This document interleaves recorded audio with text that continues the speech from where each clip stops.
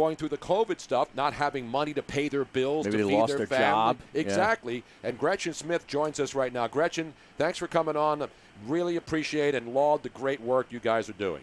Oh, my gosh, Tony, thank you for having me on, sharing our mission. I'm fired up. We're doing a great job for our veterans out there, so thank you for sharing what we're doing. So now people can go on and follow @CodeOfVets on Twitter. Now, are you on Parler, too? Yes, I'm on Parler, Facebook, Instagram, but my primarily the place where I do my business and where I'm at this time is Twitter. That's where we get the job done. And so what you do is you'll post a picture. So these veterans will, I guess, contact you and say, here's my situation. I'm a veteran. I'm out of work. I got 3 kids. I can't pay my bills. I need like $1,100 to make things good. And then you post a picture of the veteran, and then people can contribute, right, and help that veteran out. That's right. Yeah, it's a simple process. We're grassroots. We're a 501c3 that purely operates on social media, and you basically explained it. We do vet the veterans, and we require their DD-214s. We make sure that they're valid and that they are a vet who served honorably. And once we do that, I get on it and get them out there on Twitter, get with their face, their picture, and it just makes that heart connection across the country with our donors and followers, and they push it out in turn. And as a result, I have found that we can raise some serious funding, just grassroots alone, by doing that. It's a unique way for crisis intervention. Now, so go ahead, Aaron. So then what happens next once you vet the veteran, so to speak? Is a GoFundMe page kind of set up, and that's where people are directed to? Oh, no. On Twitter, I have a PayPal link that I'll post with each veteran. It's one general pot. It's not one per veteran. And then as I'm pushing veterans out, because, we have more than one at a time that I'll push through. And, as the funds come in, I'm sitting there literally sending it back out to the veterans who are waiting. We have under a 1% operating cost because the way we function and operate on social media. There are no paychecks. We're all volunteers. So we're able to keep the costs incredibly low. So this is truly it's simple. It's about taking care of our own, and that's why it's exploded. We're very transparent, and the whole purpose is to take care of as many vets as possible. It's not for us to make a living on it, and that's what I feel like true charity is let's just take care of each other. And so we're doing it by putting veterans out there and giving them, just letting people see their journey and their story and their struggle. And I tell you what, it's just been explosive in growth. Awesome. And you mentioned you have all the pictures of the veterans who are in need. And as you mentioned, You're not sending the money to – people aren't sending it to that individual. They don't pick and choose which veteran. They send it to you in the PayPal, and it's in a pot. So then you decide, okay, we've got 10,000 – Exactly. Mm-hmm. Exactly. So how many veterans have you helped so far? Because how long have you been doing it, and how many people have you helped so far? Oh, my gosh. Last year was our first full year in operation as a 501c3, and we touched over 3,400 veterans' lives in different ways. We raised $791,000, and again, 99% went to the veterans. That's insane. That's a huge deal, and this year it's going to be even more than that. We partnered with Charlie Daniels and his vet org April 17th, and since that time period alone, we have raised $532,000, and we have assisted 541 veterans and their families, meaning we've paid groceries, utilities, rent, or mortgage. We're giving them a brief financial reprieve from not having a job, and it's keeping them from being in such a hole that they're not going to be able to dig themselves out of. So I really do believe that we are crisis intervention, and we do assist some of them that need longer-term assistance behind the scenes. We have a team in place of professional advocates who can walk them through and stabilize their lives long-term if there are issues.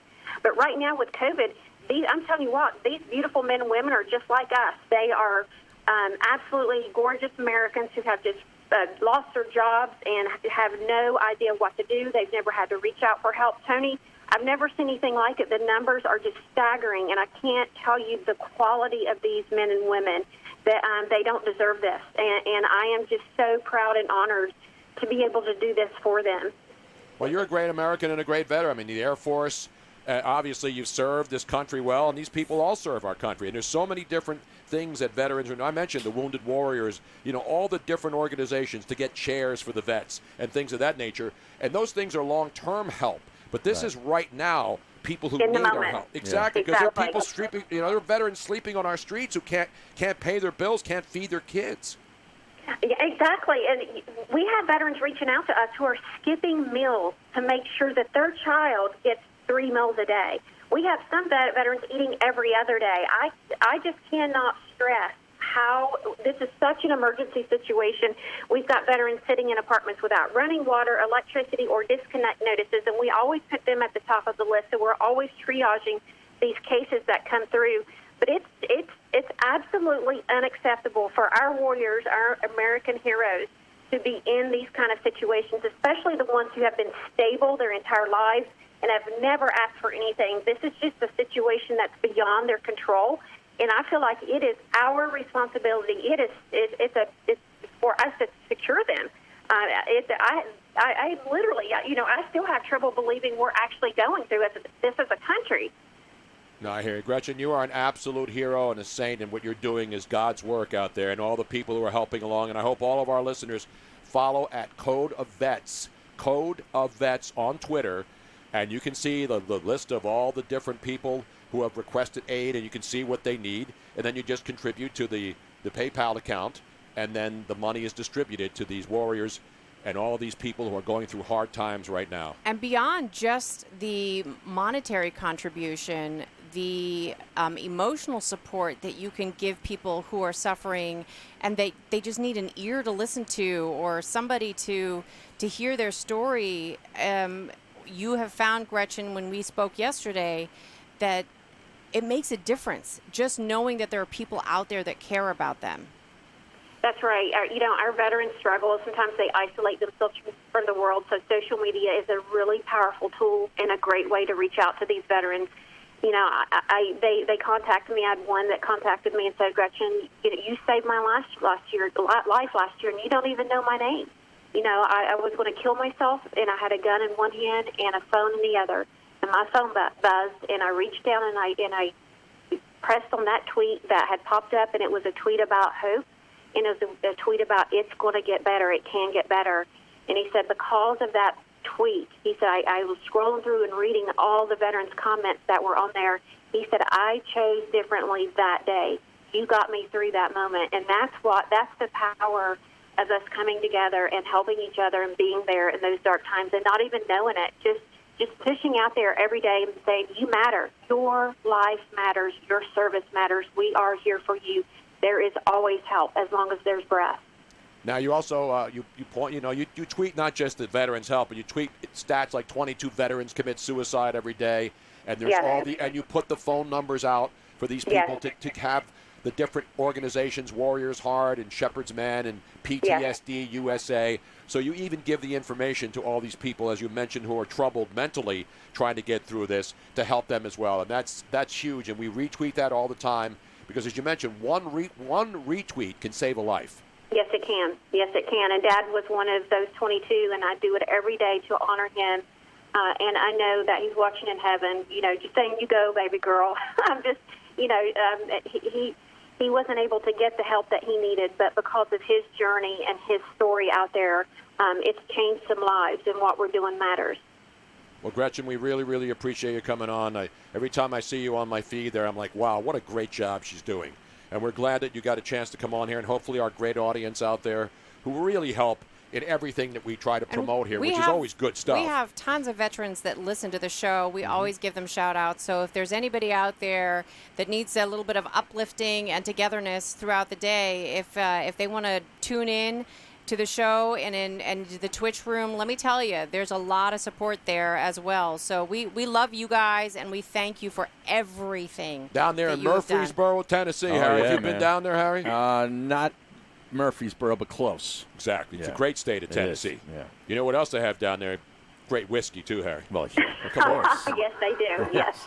Including some of the legal stuff, too. Not just the stills and stuff down there, Gretchen. Oh, my gosh. Well, Gretchen, thank you so much, and continued success, and anything we can do to help you, just let us know.